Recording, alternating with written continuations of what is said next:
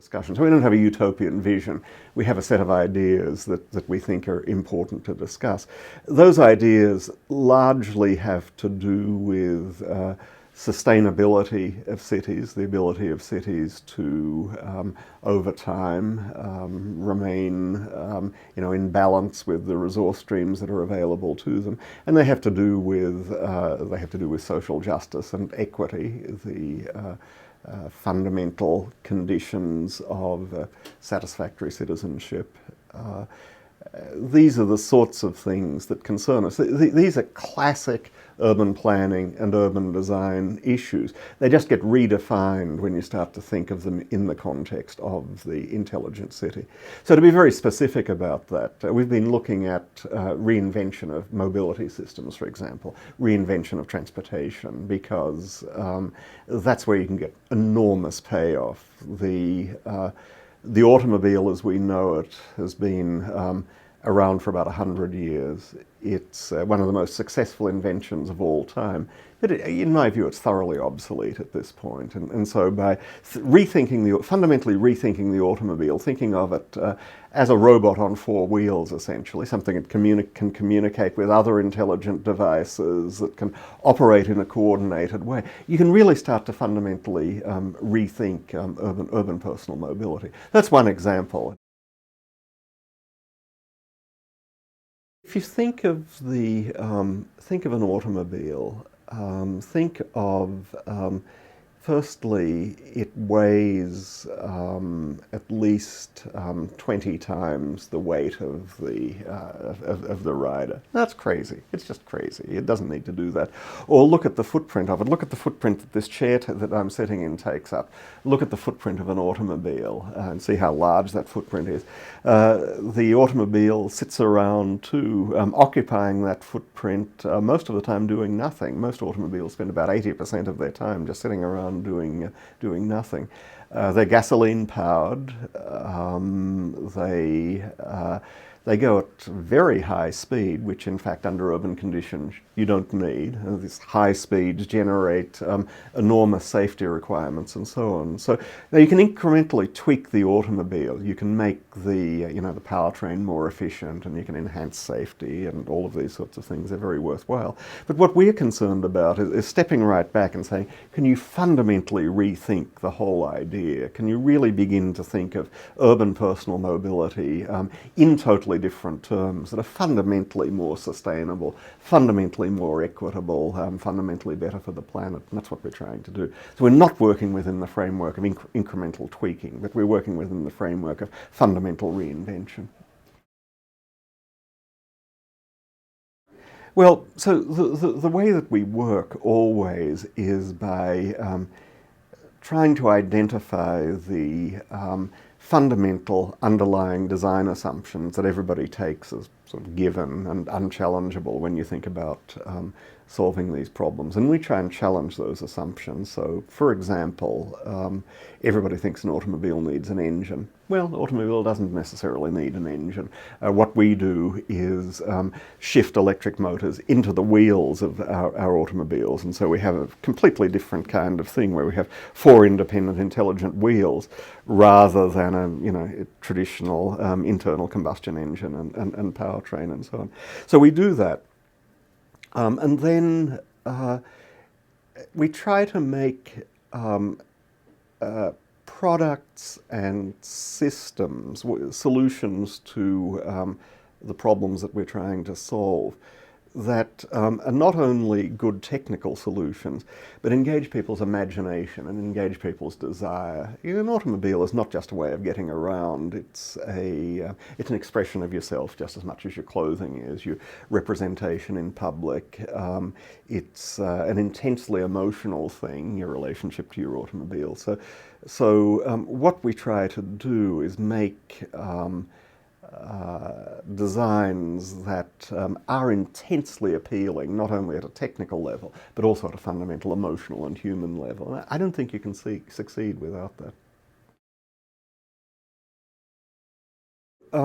If you look at urban personal mobility, there are several components to the system. So one component is the vehicle. What's the vehicle like? Is it an automobile? Is it a bicycle? Is it a scooter? Is it some other kind of device? And so part of what we've been doing is reinventing the vehicle. So looking at small, lightweight electric automobiles and other kinds of vehicles as well.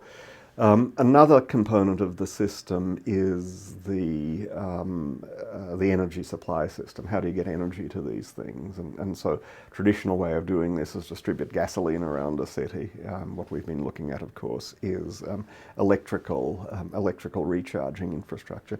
A third part of it is how do you gain access to vehicles when and where you need them, and what do you do with them when you're not using them? And these are enormous problems. I mean, our cities are choked with parking, occupies an enormous amount of space that could be put to much better use, much more human and effective use for other purposes. It's not always easy to get access to the vehicle that you need to go somewhere. You know, you have to walk a long way often to get parking, or you can't get a cab, and all of these kinds of things. So in response to this last issue that I've mentioned, this issue of how do you get access to vehicles and where do you put them, we've developed this concept we call mobility on demand, which is really, in principle, a very simple idea, but a very profound difference from the way we do it with private automobiles. So the idea is you have stacks of vehicles located around the city at conveniently spaced locations. When you want to go somewhere, you simply walk to a nearby stack, pick up a vehicle, drive it to a stack drop-off point near where you want to go, and drop it off. So it's one-way rental, and the total time for the trip is the time to walk to a pickup point, do the transaction of picking up the vehicle, actually travel to the drop-off point, and then walk to your final destination from there. We can demonstrate that we get with this sort of system, we can get much better door-to-door times under realistic conditions very often than you can get with the private automobile. You know, the supposed advantage of the private automobile, it's there when and where you need it. And this is something of a myth, actually, because you have to go and dig it out of parking, and then you don't have a parking space and so on. So we get great door-to-door times, we believe, out of this. Our simulations suggest this to us. We get very high utilization rate out of the vehicles in this sort of system. So vehicles are not sitting around doing nothing. And we occupy a minimal amount of urban real estate to do this. So it's a system that has a tremendous number of advantages if you can really make it work. Now, a fundamental technical issue with mobility on demand systems is how do you keep the system balanced? Because if you just think about this in very rough, intuitive terms, you can imagine easily that after a while, sort of all your vehicles are over here, but all the demand is over here. So how do you keep the system balanced? And there are various ways to think about it. The way that we do it, and I think it's a very innovative way of doing it, is with dynamic price incentives. So on the fly, we create price incentives to return vehicles to locations that are not crowded, that need vehicles, and we create some disincentives to return them to locations that already have plenty of vehicles. And similarly with pickup, we make it cheap. We make it a bargain to pick up vehicles at locations where vehicles are plentiful, and we make it a bit more expensive to pick up vehicles where they're scarce. So there is elasticity in the demand for mobility. I mean, we have a certain amount of choice about when we make trips and exactly where we make trips sometimes too. So we take advantage of this elasticity. We put the price incentives in there, and I think we can show that we can very effectively balance this kind of system using price incentives. The nearest thing to large-scale mobility on-demand systems that exist are these European bike-sharing systems that do operate in exactly the way I described. They're not electrical systems, and they're not automobiles, but they do operate. You pick up a bicycle, ride it where you want to go, and drop it off. And they do have significant problems with system balancing. They really have not solved that problem very effectively. So you do find in those systems that sometimes you come to a pickup point and there's no bicycle there, or you come to drop off. This is even more frustrating. You come to drop off and there's nowhere to drop the bike off, and this is really annoying. Then you have to ride off somewhere into the distance to actually park your bike, get a bus back to where you need. This is, obviously extremely frustrating.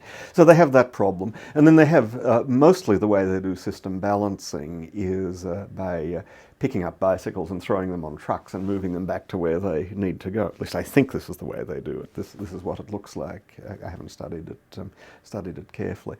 So those systems suffer from not having a sophisticated, effective solution to system balancing. Now, this is a prime example of why you need intelligence, and the whole smart cities idea that intelligence is the key, I think, to sustainability and social equity in cities in the future, because the dynamic pricing kind of structure that I'm talking about, that I talked about a moment ago, depends on electronically keeping track of where the vehicles are, having sophisticated information processing, so you dynamically adjust the prices, running an optimization algorithm. In many ways, it's sort of something like, let's say, Google, which is a big complex system that in the end depends on some sophisticated algorithms to deliver to people the services they need. And this is very similar. So mostly the way people have tended to think in the past about mobility is it's a matter of providing the hardware and providing access to the vehicles and physically moving people around. I would argue that in the future it's much more about sophisticated management algorithms and making the best use of the resources that you have through information technology. One of the problems in transforming any kind of large-scale system is what I like to think of as, let's call it horseless carriage thinking, right? And even the terms sort of suggest to you what I'm talking about here. So when the horseless carriage replaced the horse and carriage, essentially it was a kind of substitution. You take out the horse and put in an internal combustion engine, and then the way people tended to think about electric automobiles is you take out the internal combustion engine and you stick in a hybrid powertrain, or you stick in a battery electric system. I think you have to step back and say, no, the real potential is to fundamentally rethink the way things work. So part of the fundamental rethinking that I think is necessary with electric vehicles is to get away from the old idea that you fill a vehicle up with a fairly large amount of energy and drive it around for quite a long time and then fill it up again, which is the gas station model, right? And so people have taken that over into thinking about batteries, right? You charge up the batteries and then you drive around for a long time and then you charge them up again. Our view is quite different. Our view is that, and I sort of am going to glide over some fairly complex technical issues here. The basic idea is recharge every time you park. So think of parking spaces as being like the holder for your electric toothbrush. You drop your electric toothbrush back in the holder, automatically recharges, and you never think about charging the toothbrush, and it's never without charge because whenever you're not using it, it's just picking up charge. So imagine a kind of system where you have lightweight electric vehicles, relatively small battery capacity, and then picking up charge wherever they park. So that is interesting user model. You can begin to understand from a user's point of view how that can work. You never have to worry about filling up your car, right? Never go to the gas station, never plug it in, never do any of these things. From the point of view of sustainability and the electric grid, it has a whole other set of advantages, because if you do this, you throw a large amount of battery storage capacity into the electric grid. Now, part of the problem with electric grids is they don't have a lot of storage capacity. Usually they don't have any storage capacity, which means you have a problem of peak loading. And once again, it's a balancing problem. You have to size the grid to deal with that hot summer day when everybody is turned their air conditioning on but the rest of the time you have overcapacity if you size it for that. This is oversimplifying a complex issue, but you get the idea. And then there's also a problem with intermittency. Clean power sources like solar and wind particularly don't necessarily supply electricity when you need it. The wind doesn't necessarily blow when you want the electricity, the sun doesn't necessarily shine. But if you have storage capacity in the grid and then you set it up so that automobiles can buy and sell electricity from their battery storage. They become little energy traders, essentially. This gives you a mechanism for balancing the electrical grid and for making clean but intermittent power sources much more cost effective. So you see, with all of these issues, I think you have to look at them from multiple points of view simultaneously. So from one point of view, the strategy of electric charging we're looking at is just convenience, for the convenience of the user. From another point of view, it's a strategy for making the grid much more friendly to clean green electric sources. You always want to look for these win-wins in design. Any large-scale effective solution to problems of mobility, for example, I think does depend on developing very effective public-private partnerships and aligning goals, aligning objectives, getting everybody moving in the same direction. And this is a gigantic challenge. This is one of the major challenges in doing all of this. And the current players are not used to this. For example, Detroit is not used to working with local government in order to implement, solutions to mobility issues. The electrical grid people are certainly not used to working with automobile companies, and so on. So I think we need good technical solutions to what we need to do. As I discussed before, we need these highly desirable products and systems that people are actually going to want to use. But then the other component is this component of aligning goals, building coalitions, getting everybody moving, at least enough people, moving in the same direction to accomplish the large-scale transformations, which are very, very difficult. I think part of this is just accidental, often these things happen. Some entrepreneur gets an idea and they happen to have a particular context and that's where it happens. So part of it's just accident and circumstance. Part of it's ideological, I think. I think there is a greater readiness in Europe to deal with sort of public solutions rather than private solutions to some of these issues. And then there are just circumstantial things that make it easier to do in particular contexts. American cities are kind of difficult contexts to work in. They're politically complex. There are a lot of different interest groups. It takes immense political skill to get anything done at all. You think of the difficulty that Mayor Bloomberg had, for example, trying to get congestion pricing done in Manhattan. He failed, ultimately. He didn't succeed in doing this. So I think the difficulty of doing it in American urban contexts is often a big barrier. In Paris, there's a system with a very powerful mayor, and it was possible for actually an outdoor advertising company to go to the mayor and say, here's a deal for you. We can supply this mobility on demand, bicycle-based mobility on demand system. If you'll give us the real estate in the city that we need to do this, and the mayor is powerful enough to do this. Imagine trying to do this in New York, right? It's very much more of a top-down kind of system. And then the payoff there, it's an advertising model. Essentially what the provider got there was advertising space in the city of Paris. Right?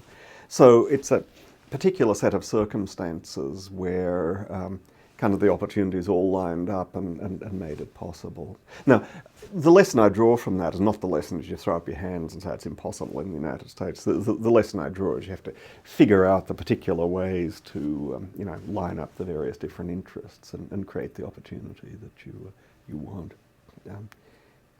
Now, there are some other issues in this too. I think, a city like New York is unbelievably complex just to operate in. I wouldn't start with New York, let's say, right? Take a city like Singapore, for example. It's much more a kind of top-down context for getting things implemented and pretty very efficient sort of technocratic kind of framework for getting things done. So, so there are contexts where it's easier to get things done than other contexts. Now, I have great belief in democratic complexity in the representation of, different interest groups and so on, but it does make it slower sometimes to get things done in this sort of context. Yeah, we believe very strongly in cross-disciplinary collaboration to deal with these large-scale issues because the problems have no respect for traditional disciplinary boundaries. So dealing with mobility on demand systems, for example, we have to design electric vehicles. So there's a mechanical engineering and product design issue. There's an issue of electrical systems, there's an issue of information systems, there's an issue of urban real estate and urban design. There's an issue of the economics and business models of these systems. There's an issue of how you do the software that does the optimization of the systems and so on. So this sprawls in an incredibly messy way across a lot of traditional disciplinary boundaries. That's exactly where we love to work. I mean, that's just exactly where we think we can make our major contribution. But that is different from the traditional disciplinary organization of universities, where the mechanical engineering department does mechanical engineering and the urban planners do urban planning and so on. So we very explicitly put forward an alternative model. And then I think the other thing that we do that I think is very important is we collaborate very, very closely with industry. And it's not just a matter of industry providing funding, but it's really engaging the expertise that industry brings to the table. It's very much an intellectual collaboration. So, our city car project, we collaborate very closely with General Motors. And despite the popular perception right now, they do know a lot about building automobiles, and they have enormous respect for the people we work with in GM. We've worked with city governments. We're working right now with Schneider Electric in looking at the large-scale electrical systems and so on. So I think this is absolutely necessary. I think this is very, very important, and I see this as very much as our role in being able to lay out some version of a comprehensive vision that integrates the different perspectives and different disciplinary viewpoints. It's very challenging, very difficult way to work. It's much easier just to say, well, this is my area of expertise and I'll stay within it. But we make a major point of operating in this way, and I think it's absolutely essential. There's no magical solution because, urban traffic congestion arises from the fact a lot of people want to be in the same place at the same time, often, right? Like a Red Sox game or something like that, it's going to get congested around there. That's just the way it goes. And so there's no magic in all of this. But there are a bunch of things that you can do. Firstly, our cars are much smaller footprint than traditional automobiles. Secondly, they occupy much less parking space. Thirdly, they're managed, and this is actually more important, they're managed in a more sophisticated way. So you get high utilization rates, you make them available exactly where they need to be available and then get them out of the way. And then the other thing is, if you think of traffic flow, the way you get throughput, the way you really move a lot of people quickly through a city is not through high speed. This is why having a car that goes 120 miles an hour is useless in a city. What really matters is keeping a uniform speed. If you can keep steady pace of movement, you can get enormous throughput. The way you keep the steady pace of movement is by electronic coordination of traffic streams, so there's not a lot of stop and start and acceleration and deceleration, but you smooth it all out, and that's really the key thing. A lot of our thinking has to do with creating sort of markets for the resources that you need for urban mobility that are kind of transparent, where there's plenty of information in the market, where you know what you're doing, and where price incentives enable the sort of management of the system. So one example of that is congestion pricing of streets. So one way to do, the typical way to do this that gets thought about these days is very crude. You put a congestion ring around Manhattan and charge people $10 or something if they cross the congestion ring. If you put more information technology into it, you can begin to think of things like you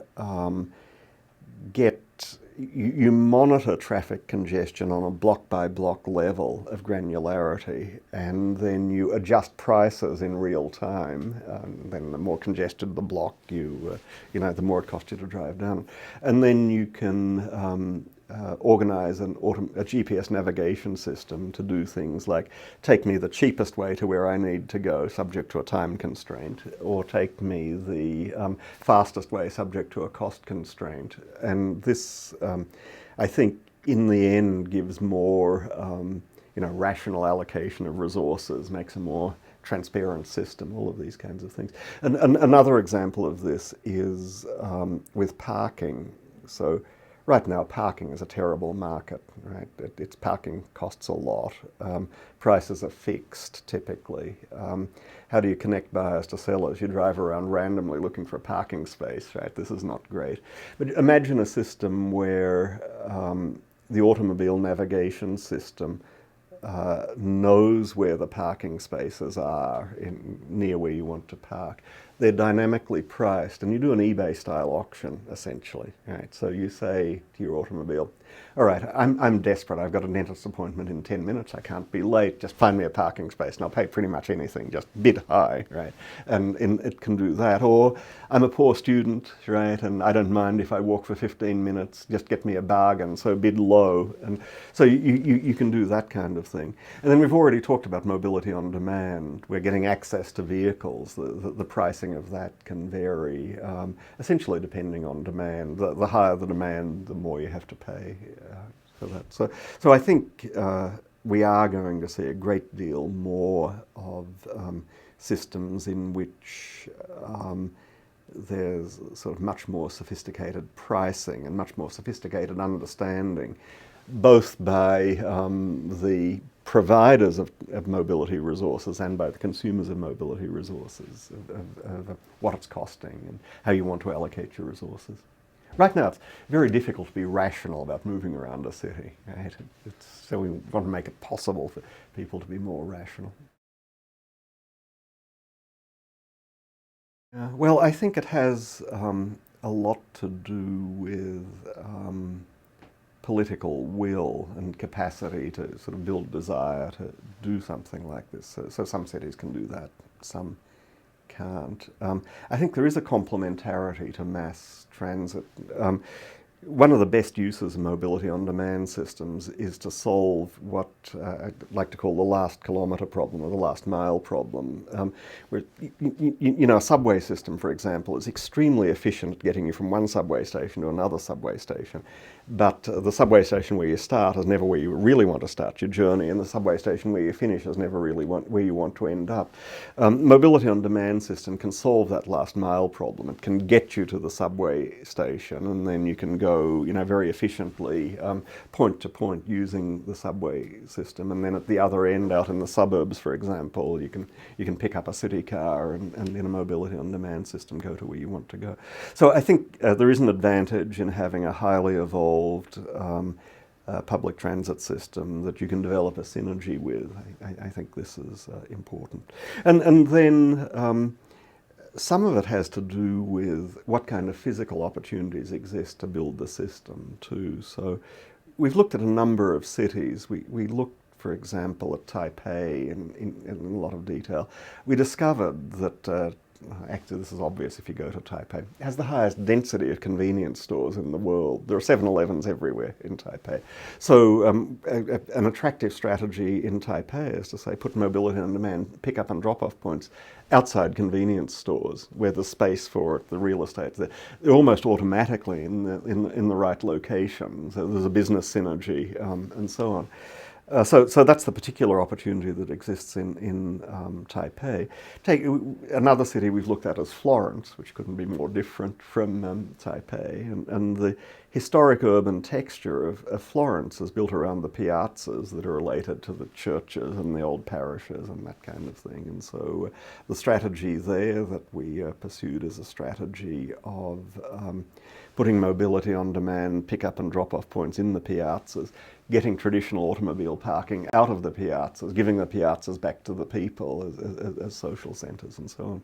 So I think there's what I'm getting at is no general answer here. There are a lot of conditions that may make a city suitable or not suitable for mobility on demand systems. No simple formula. I think it takes imagination and design skill and just looking at a particular city and say, how would we do it in this particular city? What are the opportunities? What are the constraints? What's the best way to do this? Technological barriers are not great, so I think we could build the right kinds of automobiles within a couple of years. I don't think that's a long timeline. I think the regulatory issues and the political consensus building issues are potentially the long timeline, and that could take many years. I think the cities that are likely to be competitive and are likely to win in doing these sorts of things are the ones that are able to cut through all of that kind of stuff and move quickly and effectively. Hard to say which ones they'll be. Could be a place like Singapore, for example, which has a history of being able to do things like this. No. I think you have to distinguish between what I'll call incremental R&D, which can be very focused. You can say that we need to improve the efficiency of this system, whatever it is, by 10% or something. And you can focus a bunch of resources on doing that and be with a fairly high probability of success, get that payoff. But the really big fundamental transformations are fundamentally unpredictable, and that's the very definition of a creative disruptive transformation, in fact.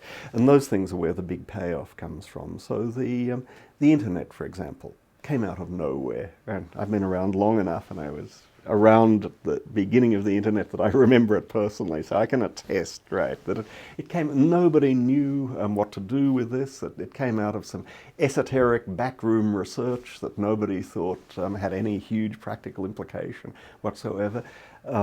40 years later, it is about 40 years now, it's transformed the world, right? It's completely transformed the world. So I think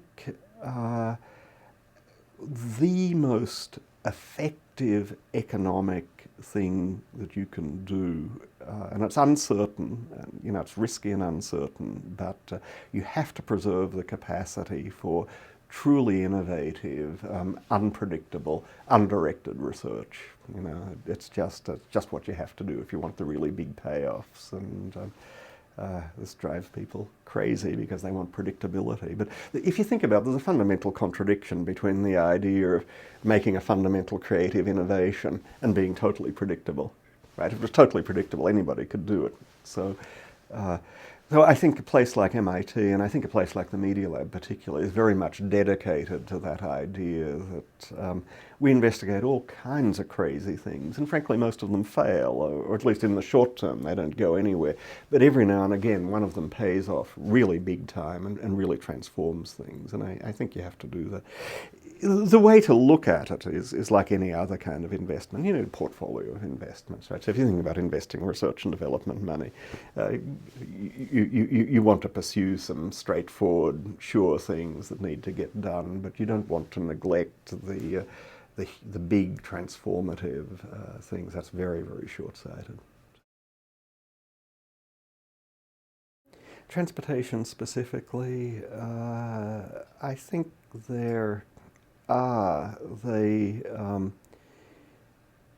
they have to do, I think, mostly with various aspects of what we've already talked about. So I think we are going to see some big breakthroughs in lightweight, efficient electric vehicles over the next few years. Very difficult to predict exactly how that's going to go, but it's, I think, a very certain prediction that we're going to see a lot of development in that area. So that's one thing. I think we're going to see some very surprising things in large-scale, intelligent, clean energy systems. And I talked about some of the sorts of things that can maybe happen there. And then I think, rethinking the whole concept of mobility with things like mobility on demand systems as another big thing. Here's the way I'd look at it. If you look at the sustainability challenges that cities face over the next 20 or 30 years, they're formidable, and everybody knows this. Incremental advances are not going to get us to where we need to be. I mean, incrementally improving the efficiency and cleanliness of the powertrains of automobiles and all of these sorts of things. They're very worthwhile, and we shouldn't stop pursuing them, but they're not going to get us to where we need to be. So we need, in parallel to that, to have this imaginative search for the big transformative changes that are really going to be real game changers, that are really going to redefine the whole thing. And that's what we're looking for in the work that we're doing here. This is an appropriate role for us. I mean, we're not industry, we're a university research group. We have certain sorts of privileges and freedoms, and we ought to take advantage of that to really go for what I think of as the big payoffs.